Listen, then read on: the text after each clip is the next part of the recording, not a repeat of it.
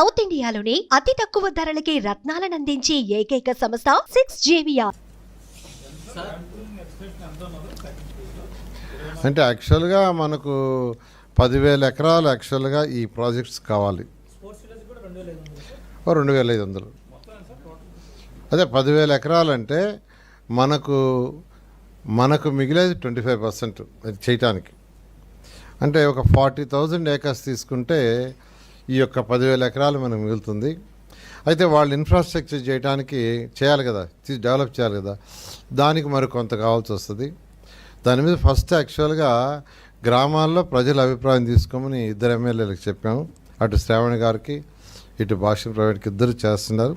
నేను అనుకోవడం ఇంకో 15 రోజుల్లో క్లారిటీ వస్తుంది. దాని మీద వీలైనంత వరకు ల్యాండ్ పుల్లింగ్లో తీసుకోవాలని, లేదు కాదు అంటే ల్యాండ్ అక్విజిషన్ అయితే వెరీ సింపుల్. 10,000 ఎకరాలు చేస్తే సరిపోద్ది. 10,000 ఎకరాలు తీసుకుంటే డైరెక్ట్గా దాన్ని వాడేస్తాం, అసలు ఇబ్బంది ఉండదు. ల్యాండ్ అక్విజిషన్ అయితే దానివల్ల రైతులు నష్టపోతారు. సో రైతులు నష్టపోకూడదనే ఉద్దేశంతోనే ఈ ల్యాండ్ పుల్లింగ్ ప్రిఫర్ చేస్తున్నాం.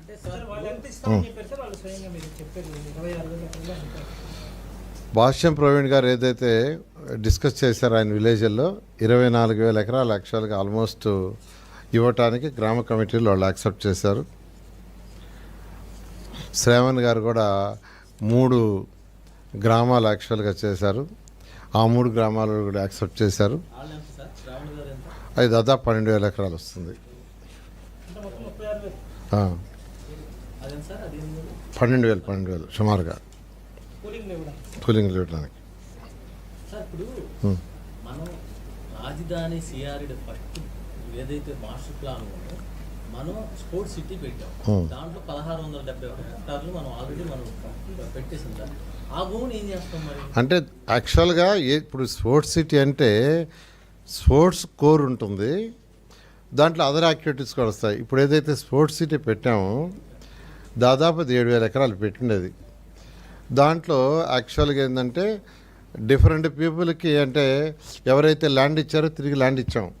ఇవన్నీ చేయంగా ఎక్స్క్లూజివ్గా మనం స్పోర్ట్స్ కోర్టు 120 ఎకరాలు పెట్టున్నాం. దాంట్లో కోర్కి 120 ఎకరాలు ఉంది. అయితే ముఖ్యమంత్రి గారు ఏంటంటే ఇంటర్నేషనల్ స్టాండర్డ్ స్పోర్ట్స్ కావాలి, ఆల్ యాక్టివిటీస్ రావాలి ఇంటర్నేషనల్. సో ఇంటర్నేషనల్గా రేపు ఒలింపిక్స్కి కూడా మనం పోటీ పడేట్టుగా ఉండాలి. కాబట్టి ఇంటర్నేషనల్ లెవెల్లో చేయండి. ఎకనామిక్ గ్రోత్ రావాలంటే ఇది రావాలంటారు. ఒక IPL జరిగితే ఇతర దేశాల నుంచి కూడా యాక్చువల్గా చూడటానికి వస్తారు. వాళ్ళకి స్టార్ హోటల్స్ కావాలా, స్టార్ హోటల్స్ వచ్చినప్పుడు ఎంప్లాయ్మెంట్ వస్తుంది, GST వస్తుంది.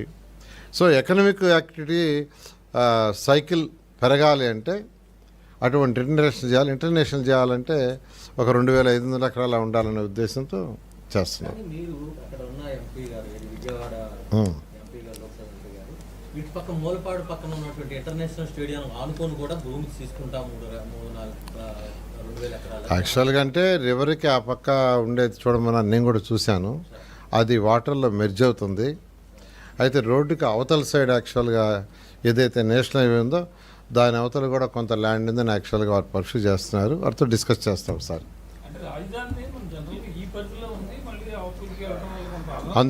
అందుకని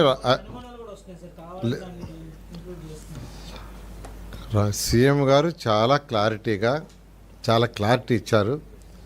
కృష్ణా రివరు, ఇటు national highway, outer ring road, ఈ లోపల యాక్చువల్గా ఈ యొక్క ఎయిర్పోర్ట్కి కానీ స్మార్ట్ ఇండస్ట్రీస్కి కానీ అదేవిధంగా ఇంటర్నల్ స్పోర్ట్స్ సిటీ కానీ చూడమన్నారు. ఆ డైరెక్షన్లో జరుగుతుంది.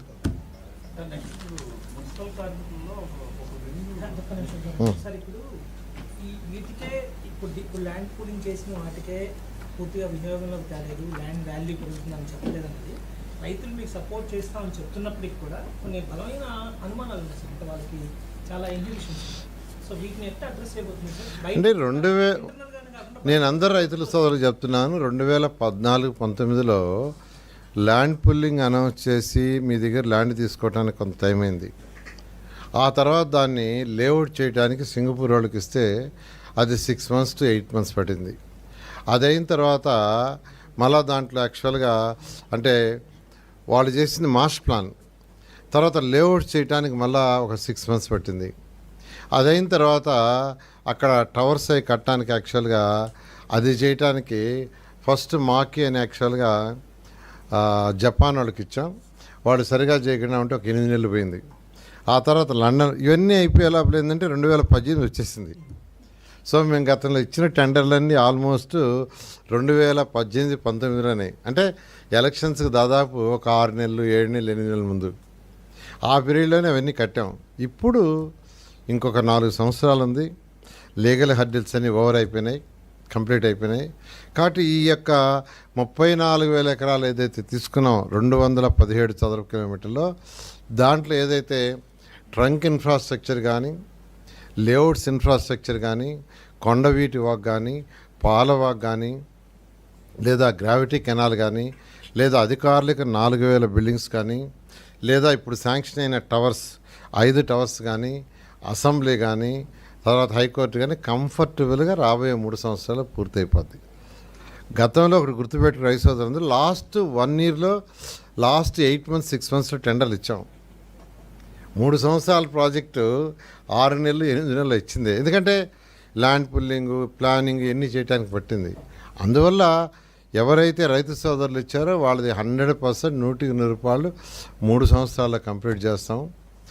అది చేసి స్మార్ట్ ఇండస్ట్రీస్ ఏదైతే ఇప్పుడు మళ్ళీ ఎక్స్ట్రా ల్యాండ్ పూలింగ్ తీసుకొని అక్కడ ఇవి పెడుతున్నాం, దానివల్ల ఈ యొక్క భూమి విలువ పెరుగుతుంది, సస్టైన్ అవుతుంది. సుమన్ టీవీలో మీ పర్సనల్ అండ్ బిజినెస్ ప్రమోషన్స్ కోసం కింది నెంబర్కి కాంటాక్ట్ చేయండి.